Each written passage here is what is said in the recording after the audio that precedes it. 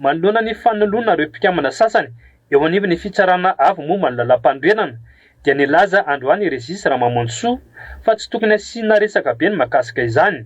Iaraha malala hoy izy ny zava-misy tamin'ny fitondrana teo aloha mahakasika ny ACC izay niteraka olana teto amin'ny firenena ka tsy tokony atao magaga raha toa ka miditra amin'ny fanavaozana ny fitondrana misy amin'izao fotoana izao. Kota politika no nanindrina ireo mpikambana sasany eo anivon'ny ACC ireo ka kota politika ihany koa no anesorana azy ireo ho ny fanazavany hatrany.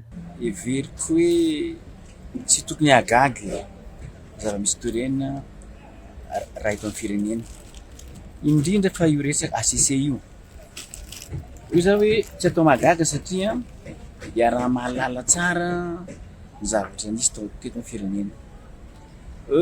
Zany koa nefa tsy midika koa fa hoe hotohizana ilay fomba fanao zay hita fa tsy mety teo amin'ny ACC.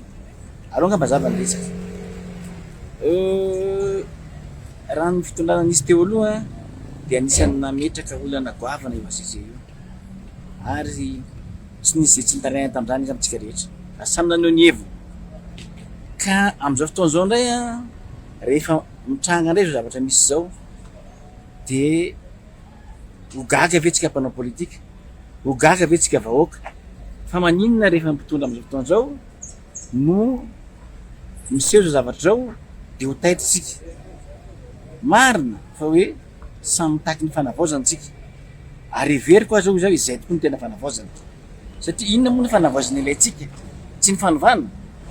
Ka raha ohatra manana fahasahiana mandray an'izay fanapa-kevitra izay ny fitondrana, everiko angamba fa ataoko hoe tsy tokony haberesaka zany ary tsy tokony hoe horiritona amin'izany kosa ny fiainam-pirenena, tsy tokony hoe izany no entintsika hanakotanana ny saim-bahoaka, izany no entintsika mpanao politika hoe hoentina hanozongozona fanjakana sanatry ny vava. Fa averiko zavatra efa nisy teto amin'ny firenena io olana mikasika ny ACC io. Tsy azo itovirana ny fitohizan'ny fitantanan-draharaha mpanjakana. Maro nefa ny toerana banga hoy Régis Ramanonsoa. Ny raharaham-pirenena nefa tsy afaka miandry ka rariny raha toa ka misy mifanindrena ho an'ilay toerana izay hita fa laharaha-pameana. Anisan'izany ireo lehibean'ny faritra toy ny eto amin'ny faritra Analamanga. Tsy tokony atao sakana ho amin'ny fanateterahana ny asa kosa nefa ny mety tsy hisian'ny famindram-pitantanana noho ny tsy maha-eo an'ny lehibean'ny faritra ny Lalamanga teo aloha raha ny fanazavany hatrany. Everiko fa izany ny hoe fitohizana ny fitantanan-draram-panjakana.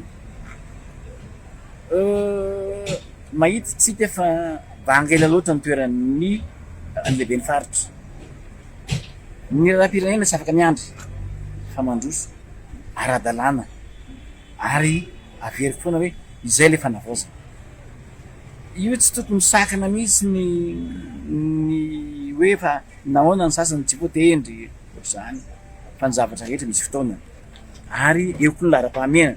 Zany akory tsy midika fa tsy lahara-pahamehana ny sasany fa indrindra fa ity renivohitra ity ary eto no iara-bako sahady any ranom-bavy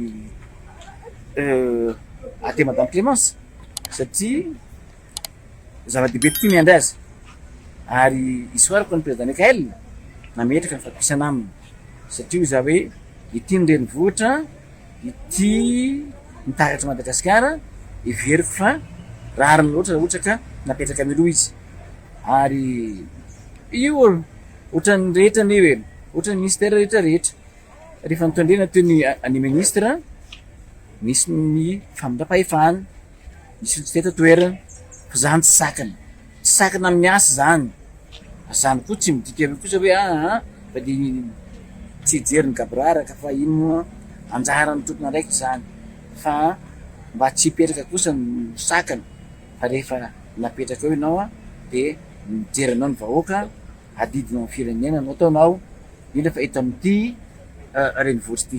Amin'izao akatoky ny fety izao dia miantso ny mpanao politika rehetra moa i Régis Ramanonsoa mba hanatrahatra ny resaka politika indrindra fa ny resaka fiantsina mba ahafahan'ny vahoaka malagasy manao fety am-pilaminana.